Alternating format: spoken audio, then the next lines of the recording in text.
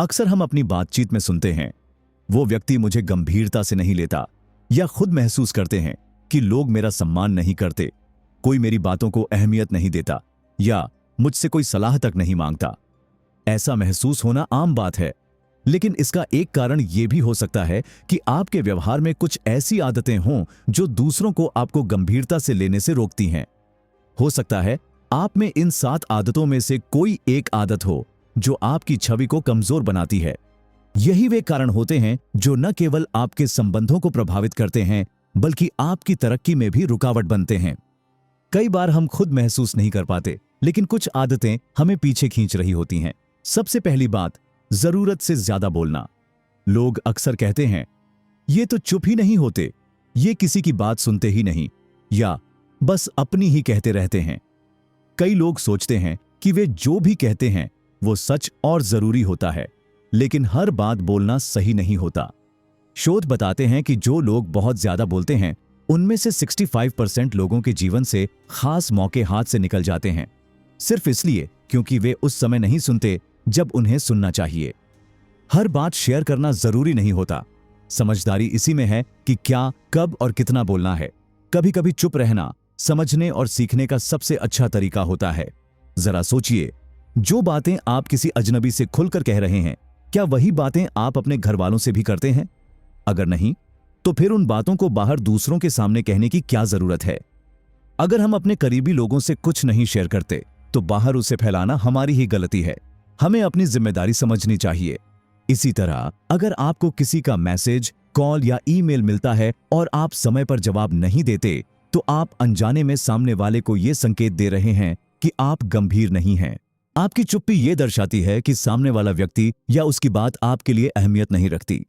याद रखिए, आपकी प्रतिक्रिया ही आपकी सोच और गंभीरता को दर्शाती है। इससे फर्क नहीं पड़ता कि आपको कोई चीज पसंद है या नहीं। अगर आप उसमें रुचि नहीं रखते, तो उसे छोड़ दीजिए, क्योंकि कहीं ना कहीं कोई और जरूर होगा जो उस काम को लेकर पूरी तरह गंभीर है, जो समय पर प्रतिक्रिया देता है और जिसे मौका चाहिए।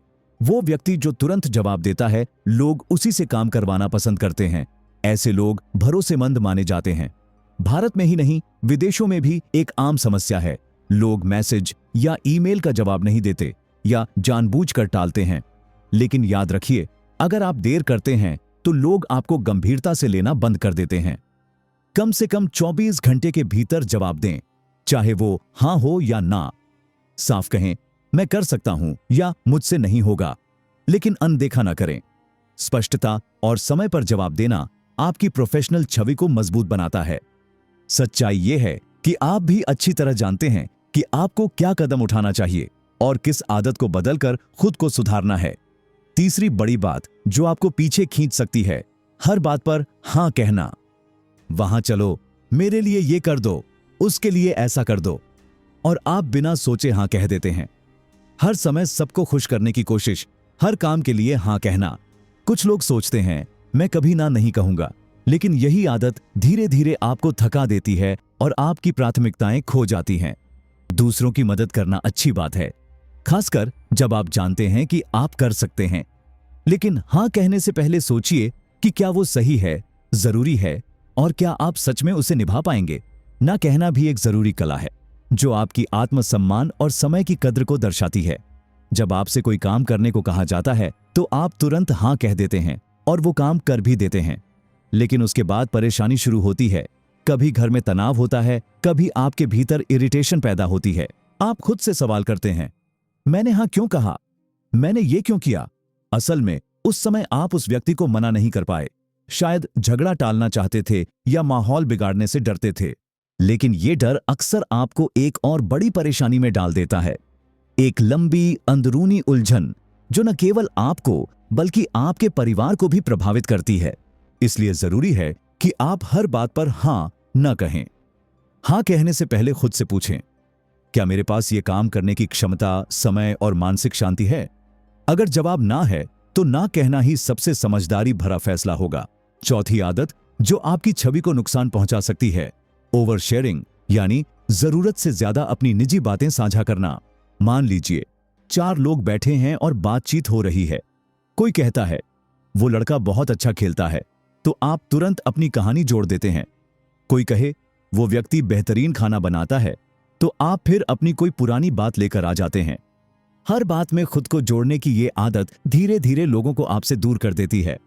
आपके आसपास के लोग सोचने लगते हैं कि ये सुनता नहीं, बस अपनी ही कहानियां सुनाता है। आंकड़े बताते हैं कि जो लोग बहुत ज्यादा निजी बातें साझा करते हैं, उनमें से 70% लोग ऐसे होते हैं जिनसे लोग दूरी बना लेते हैं, क्योंकि ओवर शेयरिंग में न तो बैलेंस होता है और न ही संबंधों की समझ। इसीलिए जरूरी है कि आप सोच समझकर ही अपनी बातें शेयर करें। हर जगह हर किसी से अपनी निजी बातें कहना हमेशा जरूरी नहीं होता। अगर आप ऐसा करते हैं और महसूस करते हैं कि लोग आपसे कटने लगे हैं, तो ये समय है गंभीरता से सोचने का। अपने बारे में उतनी ही जानकारी साझा करें जितनी सामने वाला व्यक्ति समझ सके और जानने का हकदार हो। इसके बाद बातचीत में बोलने से ज्यादा सुनने की कोशिश करें। जब कोई अपनी कहानी या परेशानी बता रहा हो, तो उसकी बात काटकर अपनी मुश्किलें गिनाना जरूरी नहीं होता। कई बार हम कह देते हैं, तुम्हारी परेशानी क्या है, इससे बड़ी तकलीफ तो मैंने झेली है। लेकिन ऐसे जवाब से मदद नहीं मिलती, बल्कि सामने वाला व्यक्ति और भी अकेला महसूस करता है। अक्सर लोग समाधान नहीं, सिर्फ एक अच्छा श्रोता चाहते हैं। इसलिए समझदारी इसी में है कि हम पहले पूरी बात सुनें, सहानुभूति रखें और फिर जरूरत हो तभी सलाह दें। अब बात करते हैं अगली जरूरी आदत की, आपका वर्क प्लेस। अगर आप अपने काम की जगह को गंदा, बिखरा हुआ या अस्त व्यस्त रखते हैं, तो ये आपकी असफलता का एक बड़ा कारण बन सकता है। आपका वर्क प्लेस आपके सोचने और काम करने के तरीके को दर्शाता है। साफ सुथरी और वेल मेंटेन्ड जगह एक स्पष्ट सोच और बेहतर रिजल्ट की ओर ले जाती है। चाहे आपका वर्क प्लेस वैन हो, वर्कशॉप हो या ऑफिस डेस्क, उसे साफ और व्यवस्थित रखना बहुत जरूरी है। गंदगी और अव्यवस्था आपकी सोचने की शक्ति, ध्यान और काम के प्रति लगाव को कमजोर कर देती है। जब चीजें बिखरी होती हैं, तो न दिमाग ठीक से काम करता है और न मन। विज्ञान भी बताता है कि एक सामान्य इंसान हर साल लगभग 55 घंटे सिर्फ खोई हुई चीजें ढूंढने में वेस्ट कर देता है, यानी हर दिन 1 मिनट से ज्यादा। सोचिए, अगर आप रोज अपनी कुर्सी और टेबल साफ सुथरी रखें तो कितना बड़ा फर्क पड़ेगा। अगर आपके कपड़े गंदे हों या पानी अस्वच्छ हो, तो पहले उन्हें साफ करें और ऐसी जगह न बैठें जो साफ सुथरी ना हो। साफ सुथरा माहौल केवल आपके ऑफिस या दुकान को ही नहीं, बल्कि आपके पूरे जीवन को बेहतर बनाता है। चाहे आप टैक्सी चलाते हो, वैन में काम करते हो या दुकान चलाते हो, अपने काम की जगह को हमेशा साफ रखें। ये एक छोटी सी आदत है, लेकिन यही आपको आगे बढ़ने में मदद करती है और असफलता से बचाती है। छठी बात जो आपके जीवन में गिरावट ला सकती है, वो है हर समय शिकायत करना और नकारात्मक रहना। दिन भर शिकायतें करते रहना सिर्फ माहौल को नहीं, आपके मन को भी भारी बना देता है। अगर हर बात में सिर्फ कमी और परेशानी ही दिखती है, तो आप समाधान से दूर होते जाते हैं। कई बार लोग सलाह मांगने आते हैं, लेकिन सामने वाला सिर्फ नकारात्मकता फैलाता है। चाहे मौसम खराब हो या हालात कठिन हो, हर स्थिति में सिर्फ समस्या देखने से कुछ नहीं बदलेगा। लोग अक्सर कहते हैं, मैं तो कुछ गलत नहीं कह रहा, बस जो महसूस होता है वही बोल रहा हूं। लेकिन सवाल यह है, क्या आप उस नकारात्मक भावना पर काम करना चाहते हैं? क्या आप वाकई उसमें सुधार लाना चाहते हैं? समस्या देखना आसान है, लेकिन समाधान खोजना समझदारी है। एक बार हमारे बॉस ने कहा था, पहले पालन करो फिर शिकायत करो। यानी पहले खुद कोशिश करें, सुधार करें, समाधान ढूंढें, उसके बाद बात करें। शिकायत करने से कुछ नहीं बदलता, लेकिन सोच बदलने से बहुत कुछ बदल सकता है। हर बात के लिए बहाने बनाना 7वां बिंदु है। यदि आप जीवन में बहाने बनाने में सफल हो जाते हैं, तो आप जीवन में सफल नहीं हो सकते। या तो आप जीवन में सफल होंगे या फिर बहाने बनाने में। अगर आप में से कोई भी इन बातों को सुधार लेगा, तो निश्चित रूप से उसका जीवन सुधर जाएगा। यह संदेश युवा पीढ़ी के लिए बहुत महत्वपूर्ण होगा।